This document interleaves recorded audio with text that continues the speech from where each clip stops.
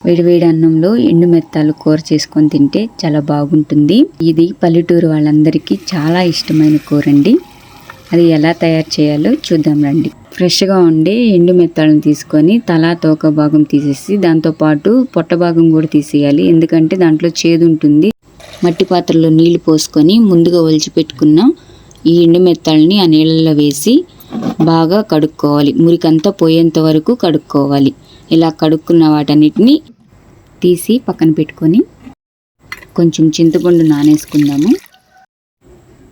శుభ్రం చేసుకున్న ఎండు మెత్తాళ్ళు, దీంతోపాటు కట్ చేసుకున్న ఎర్రగడ్డలు, టమోటాలను కూడా చేత్తోనే ఇలాగా ఒలి చేసేసుకోవడం వల్ల రుచి వస్తుంది. రుచికి సరిపడినంత కారము, దీంతోపాటు పసుపు కొంచెం ధనియాల పొడి, దీనిలోనే రుచికి సరిపడినంత సాల్ట్ వేసుకొని పచ్చి మామిడికాయ ముక్కలు, ఈ మసాలా అంతా అన్ని ఎండు మెత్తాలకు పడేంతగా చేత్తోనే బాగా కలుపుకోవాలి.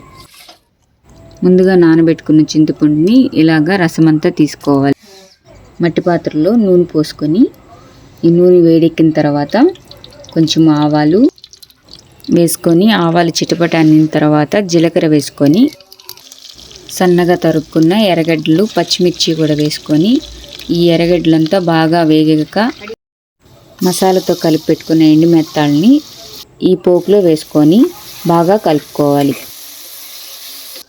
ముందుగా తీసి పెట్టుకున్న ఈ చింతపండు రసం కూడా దీనిలో వేసుకొని ఇది మొత్తం ఒకసారి గరిటతో కలుపుకొని కరివేపాకును కూడా కొంచెం వేసుకొని మనం ముందుగా రెడీ చేసుకున్న మెంతులు, తెల్లగడ్డ పొడిని చిటికెడు వేసుకొని మూత పెట్టి ఉడికించుకోవాలి.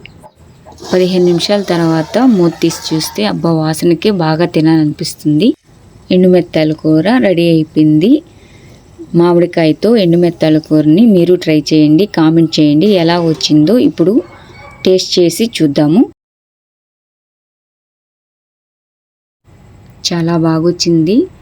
Thank you friends.